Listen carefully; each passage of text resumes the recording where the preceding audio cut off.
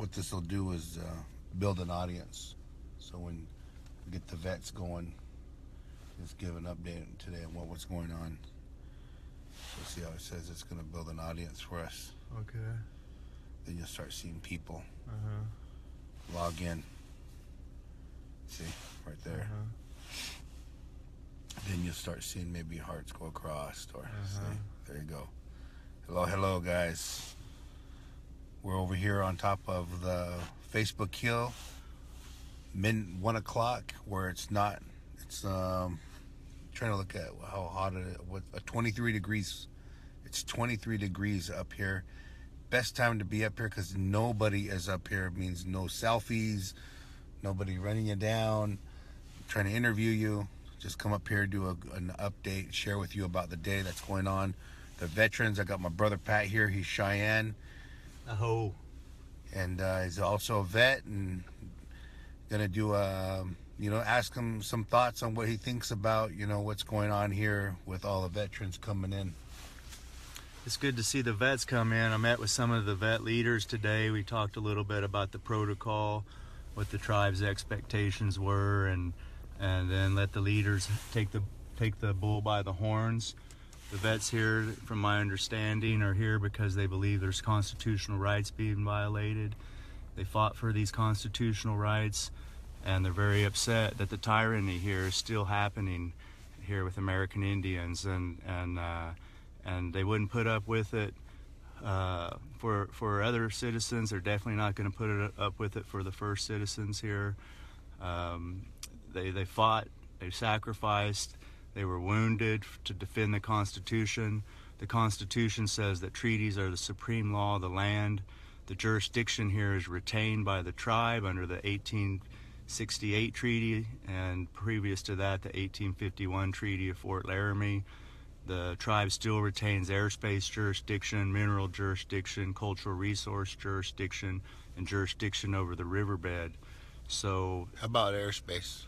Airspace jurisdiction, absolutely. So there is a need to exercise that sovereignty, and the vets are here to help the tribe enforce that jurisdiction, just like they would any other American jurisdiction. What does that mean for tribes? A lot of people will think about vets. What does that mean? And like when you were talking about the Geneva Convention being violated over on November 20th with the officers shooting medics in the back and the wounded in the back. What does that mean for a vet to know that? For a vet to see that happen on our own soil is heartbreaking. To fight for the rights, and not even do the things that the state of North Dakota is doing to the indigenous people in the Middle East. This doesn't even happen. The Geneva Convention does not allow people to be shot in the back, does not allow cruel and unusual punishment in regards to people who are wounded, shooting medics. The Geneva Convention is an international agreement that's binding on the United States, and the state of North Dakota doesn't feel like they have to abide by the Geneva Convention or federal law. They're acting in a state of tyranny, and the veterans that have come here to support the tribe understand that all of our constitutional rights are being violated, as well as the tribe's inherent rights. The tribe's inherent rights are bound by the Constitution of the United States. The Constitution says treaties are the supreme law of the land. It does not mean the tribe's under the jurisdiction of the Constitution. What it means is the Constitution legally binds America to respect those inherent rights, and the state of North Dakota has decided to defy the Constitution, and that's what's upsetting the veterans here. So for veterans that want to come up here, what do they need to know when they come to Standing Rock prior to coming? Well, they need to know that there's protocol here, there's a veteran leadership here, and they're in direct contact with the tribal elders, and they need to know that this isn't just going to be a bunch of vigilantes out here. This is going to be an organized movement. They need to bring supplies to make sure that they are able to take care of themselves out here. And there's going to be over 3,000 vets here by tomorrow. So just know that you'll be taken care of when you get here, but plan on taking care of yourself as well. Anything else that for our non-native veterans out there, what should they know about the vets? Well, non-native veterans know that the tribal elders have to live here after we all leave, and so there's protocol, cultural protocol, and respect. Ideally, if there's a Lakota veteran out there that can translate when the veterans approach the elders in the morning, that's a sign of respect. So what we need to do is ensure that we respect the people here, and in particularly our elders here. There you go, relatives. An update today, and we're continuing to read you the indigenous media as well, working on our technology, working on our bandwidth, making sure that we have cellular updates. And wherever we are in this area where there was forced media blackout a few months ago, there's forced cell phone loss, and we're continuing to update our communications as the best we can. Let's see. The no-fly zone has been enacted again today. There we go again. Back to square one. We have the evidence, and the officers, the police, Morton County, did not have the evidence. We showed the violations of the human rights violations, the Geneva Convention, the animal rights with the buffalo being held in there with no food and water. So much evidence, and it continued. It wasn't enough. So any drone pilots that want to come here that you're drone certified to fly a drone, not FAA certified to fly a drone, will be able to fly immediately. So come here to the camp. Find me. I'm usually not on Facebook Hill because it's chaotic during the day. I'm here at night like this, 1 o'clock. We're doing what we can. Everyone's handling the cold. It is cold, and the degrees are dropping, so I'm feeling kind of wind. My face is still thawing out, and it's not greasy anymore. So anything else that we're kind of missing out that's happening over here? I think I wanted to share a little bit about Morton County is trying to get their veterans to jump on their side, but these guys are a different type of veterans. They don't seem to have the same type of respect. Well, the veterans that are coming here are here to uphold constitutional rights and stop tyranny. They've sacrificed their lives for this country. They love this country, and what's happening here is heartbreaking for veterans.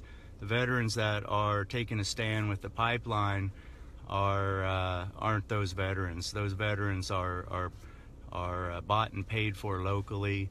They're local chapters that are asking to call out, and those are veterans that don't necessarily see the oppression of Indian people as a violation of the Constitution. There was something we saw on Morton County's police department.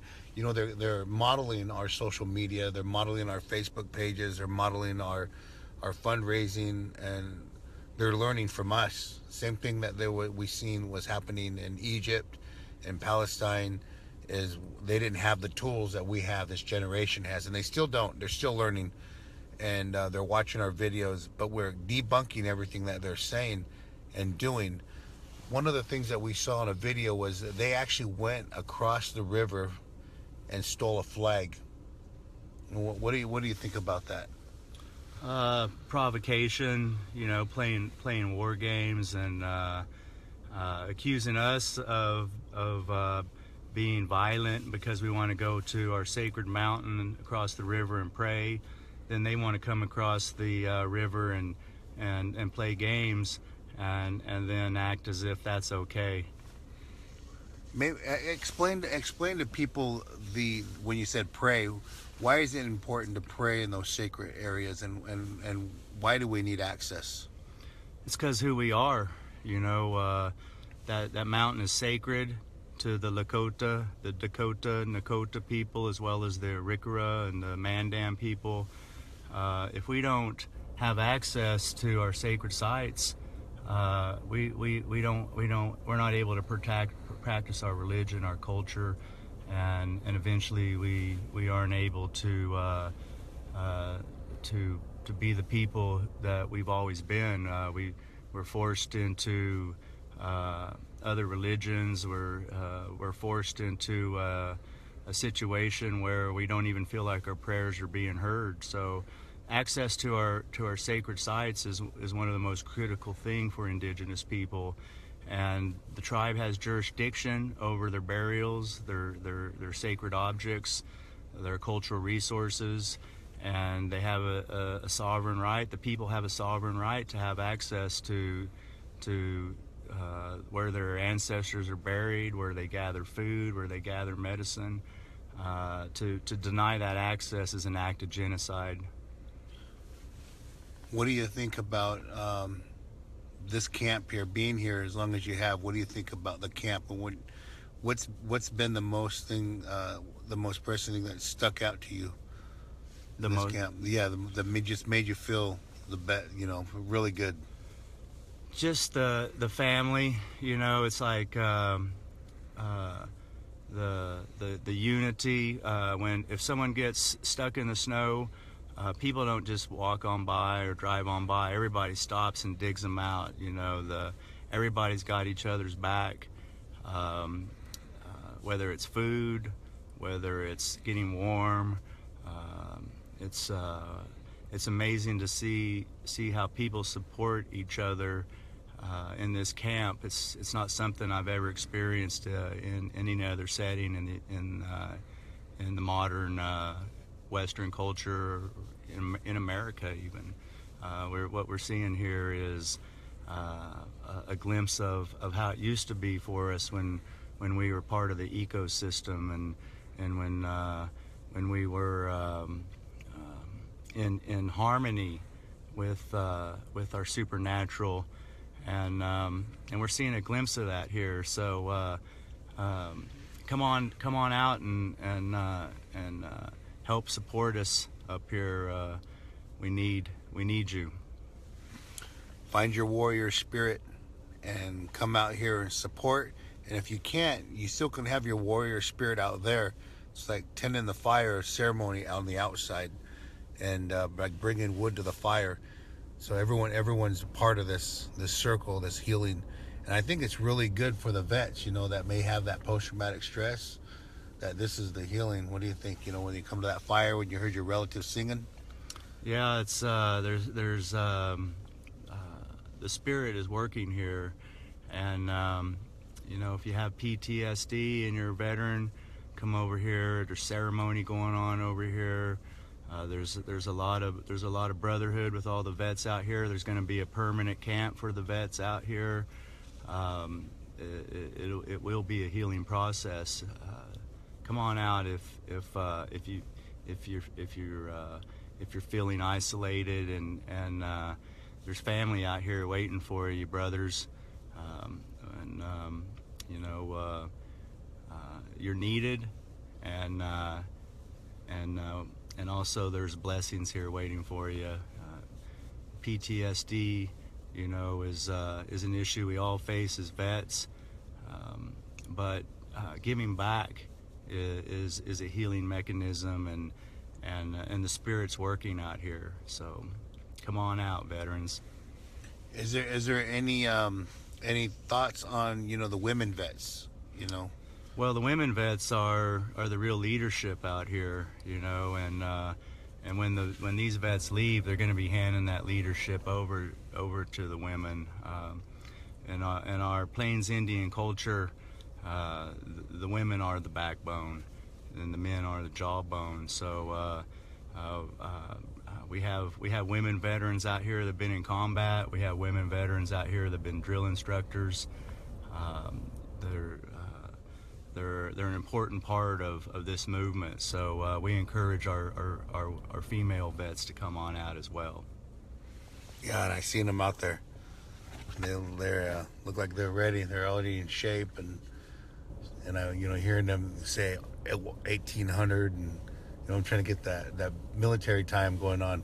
We're still on Indian time. It's noon time. It's morning time. Right now we know it's midnight. That's our time right there, Indian time. Stay warm, relatives. The sacred fire they're singing down there. We put some cedar and sage on there for all you out there. Said some pijana nishtahai, pijama, good spirit. Pijana nishtahai shunami yadawa, good thoughts, good words. Pijapuni umiara, sending them blessings. The nishtahai humiara to you in your way, in a good way. Aho. Aho.